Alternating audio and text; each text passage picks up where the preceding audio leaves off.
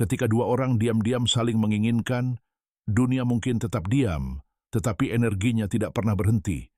Ada sesuatu yang menakutkan, magnetis, hampir terlarang dalam cara dua jiwa berpura-pura tidak merasakan apapun, sementara hati mereka meneriakkan segalanya.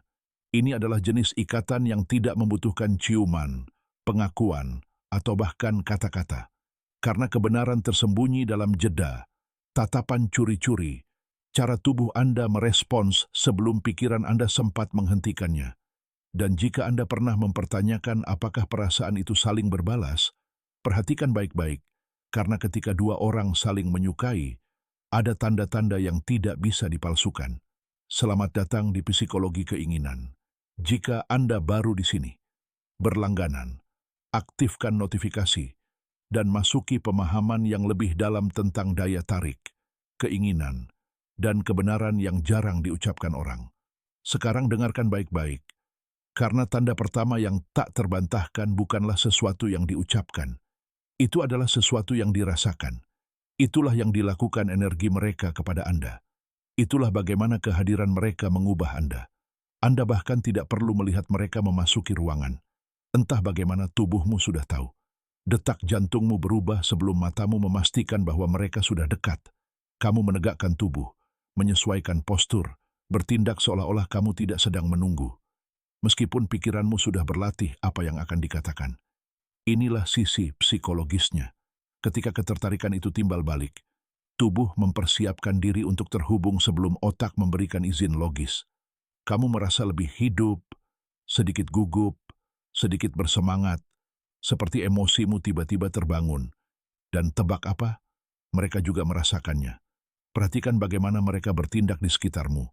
Apakah mereka tiba-tiba menjadi lebih sadar diri, merapikan rambut, menyesuaikan pakaian mereka? Apakah mata mereka sedikit lebih berbinar saat melihatmu? Itu bukan kebetulan. Itu adalah sinyal bawah sadar. Itu adalah cara alam untuk mengatakan bahwa mereka melihatmu, dan mereka ingin kamu melihat mereka juga. Dan bagian lucunya adalah, kalian berdua mencoba untuk bertindak tenang. Kamu mencoba menyembunyikan percikan itu, tetapi tubuhmu membongkarnya. Selalu ada momen itu. Itu selalu terjadi. Saat mata kalian bertemu dan tak satu pun dari kalian cukup cepat mengalihkan pandangan. Benturan singkat jiwa itu seperti waktu yang berhenti hanya untuk kalian berdua. Jika itu tidak berarti apa-apa akan terasa hampa. Tapi tidak. Rasanya penuh energi. Rasanya seperti kontak tanpa sentuhan. Dan tatapan mata itu bertahan lama. Tidak cukup lama untuk terlihat jelas. Tetapi cukup lama sehingga jika salah satu dari kalian cukup berani, semuanya bisa berubah. Disinilah psikologi menjadi lebih gelap. Ketika dua orang saling menyukai, pikiran mereka mulai mempelajari satu sama lain, seperti seorang pencuri mempelajari brankas yang terkunci. Diam-diam, hati-hati, berusaha agar tidak diperhatikan. Kalian memperhatikan tangan mereka, suara mereka, bagaimana mereka tertawa, bagaimana mereka tersenyum, dan mereka juga memperhatikan kalian. Kalian tidak menatap. Mereka tidak menatap, namun kalian berdua terus saling memandang, berulang kali, seperti dua magnet yang berpura-pura tidak ada daya tarik. Terkadang koneksi itu begitu intens hingga membuat kalian takut. Kalian tidak tahu mengapa kalian tertarik pada mereka. Kalian hanya tertarik. Kalian bertanya-tanya apa yang mereka pikirkan. Kalian memutar ulang percakapan. Kalian menganalisis momen-momen yang seharusnya normal, tetapi entah bagaimana tidak. Ini adalah tanda pertama yang tak terbantahkan. Kata-kata bisa disembunyikan, perilaku bisa dikendalikan, niat bisa disamarkan. Tetapi ketertarikan merembes melalui tubuh, terlihat di mata, terlihat di suara, terlihat dalam bagaimana keheningan menjadi nyaring ketika mereka berdiri di sampingmu. Dan jauh di lubuk hati, kamu merasakannya. Mereka juga merasakannya.